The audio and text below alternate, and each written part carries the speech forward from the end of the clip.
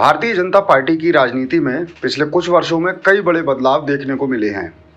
केंद्र में नरेंद्र मोदी और अमित शाह की जोड़ी ने पार्टी को अभूतपूर्व सफलता दिलाई है, लेकिन राज्यों में नेतृत्व के चयन और नीतिगत फैसलों को लेकर कई बार विवाद भी सामने आए हैं।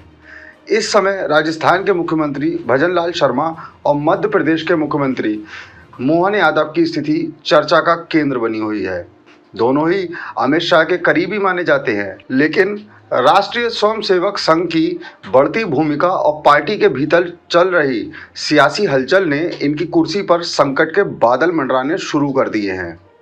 इस लेख में हम इस कहानी को विस्तार से समझेंगे, जिसमें भाजपा की आंतरिक राजनीति, संघ की भूमिका, दोनों मुख्यमंत्रियों की चुनौतियां और भविष्य में संभावित परिवर्तनों का गहन विश्लेषण शामिल है।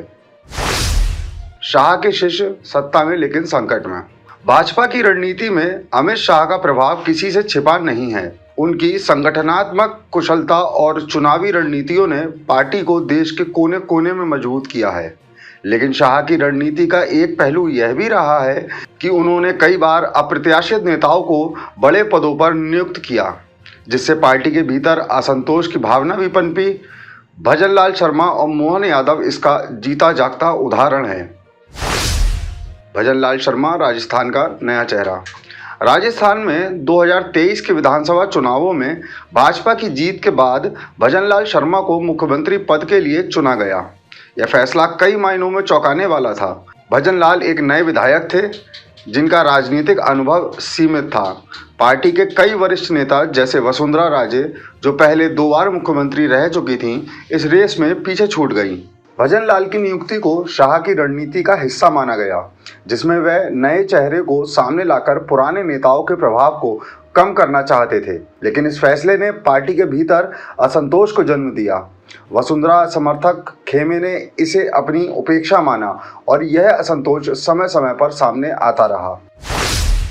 मोहन यादव मध्य प्रदेश में शिवराज का उत्तराधिकारी। मध्य प्रदेश में मोहन यादव की नियुक्ति भी कम चौंकाने वाली नहीं थी। 16 वर्षों तक मध्य प्रदेश के मुख्यमंत्री रहे शिवराज सिंह चौहान को हटाकर मोहन यादव को कमान सौंपना एक बड़ा सियासी दांव था। शिवराज की लोकप्रियता और उनके द्वारा शुरू की गई योजनाओं जैसे लाडली बहना योजना ने उन्हें जनता के बीच एक मजबूत नेता बनाया था। लेकिन शाह और पार्टी के शीर्ष नेतृत्व ने यह फैसला लिया कि अब नए नेतृत्व को मौका देना चाहिए। मोहन यादव, जो पहले शिवराज सरकार में उच्च शिक्षा मंत्री थे, उन्हें मुख्यमंत्री बनाया गया। उनकी नियुक्ति को भी शाह की रणनीति से जोड़ा गया, क्योंकि यादव उनके करीबी माने जाते हैं।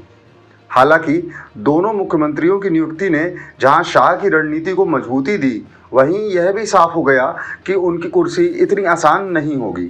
पार्टी के भीतर और बाहर की चुनौतियां, साथ ही संघ की बढ़ती भूमिका ने इनके लिए रास्ते को कठिन बना दिया है। राजस्थान में भजन लाल शर्मा को चुनौतियां।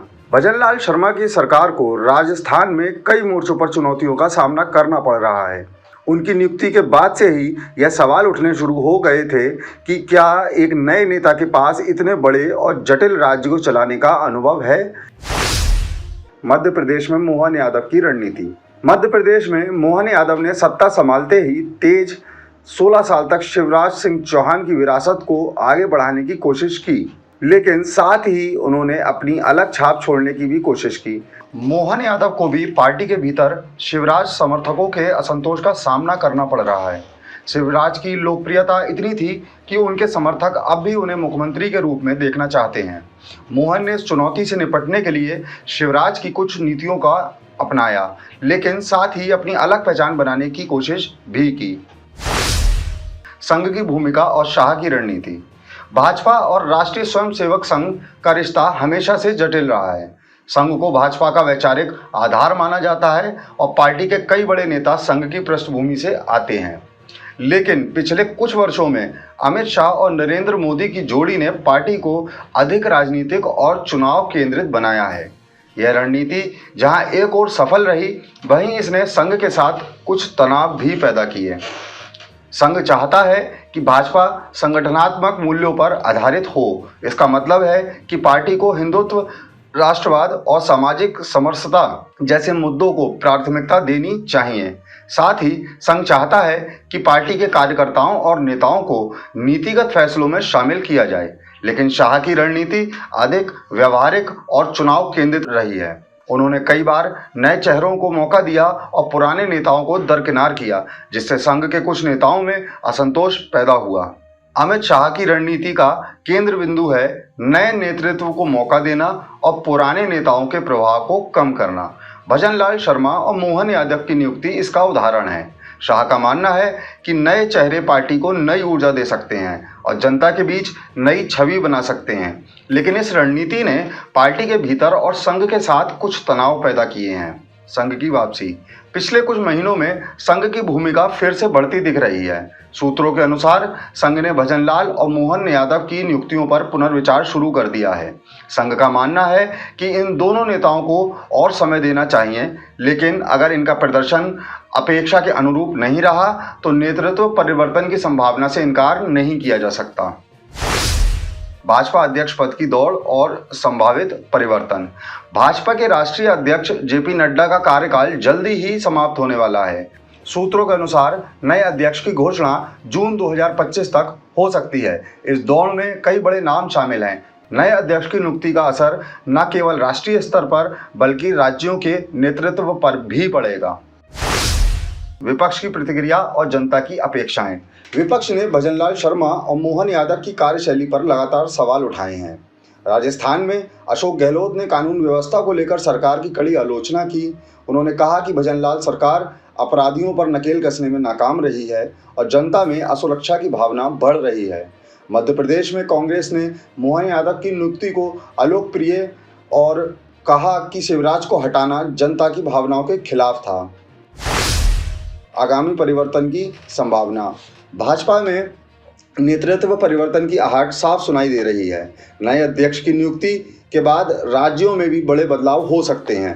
भजनलाल शर्मा और मोहन यादव की स्थिति इस समय सबसे अधिक अस्थिर है। अगर ये दोनों अपने प्रदर्शन में सुधार नहीं कर पाए तो उनकी कुर्सी पर संकट और गहरा सकता है। संघ की भूमिका इस परिवर्तन में निर्णायक हो सकती है। अगर संघ का प्रभाव बढ़ता है तो पार्टी संगठनात्मक मूल्यों को प्राथमिकता देगी और नए चेहरों को मौका दिया जा सकता है। वहीं अगर शाह की रणनीति हावी रही तो मौजूदा नेतृत्व को और समय मिल सकता है। सत्ता का समीकरण। भाजपा की सियासत में इस समय एक नया समीकरण बन रहा है। संघ और अमित शाह के बीच शक्ति संतुलन, नए अध्यक्ष की नियुक्ति और जनता की अपेक्षाएं मिलकर एक नई राजनीतिक तस्वीर उकेर रही है। भजनलाल शर्मा और मोहन यादव को अपनी स्थिति मजबूत करने के लिए अपने प्रदर्शन में सुधार करना होगा। अगर ये दोनों ऐसा करने में नाकाम रहे तो उनकी कुर्सी पर संकट और गहरा सकता है। आने वाले महीने भाजपा के लिए बेहद महत्वपूर्ण होंगे। नए अध्यक्ष की नियुक्ति और राज्यों में नेतृत्व परिवर्तन की संभावना से पार्टी की दिशा और दशा तय होगी। इस सियासी खेल में कौन बाजी मारेगा और कौन पीछे छूट जाएगा, यह देखना दिलचस्प होगा। और आप हमसे जुड़े रहने के लिए सब्सक्राइब करें YouTube पर, फॉलो करें Twitter पर और लाइक करें Facebook पर। और ज्यादा जानकारी के लिए आपको टाइप करना होगा सिर्फ न्यूज़ नशा।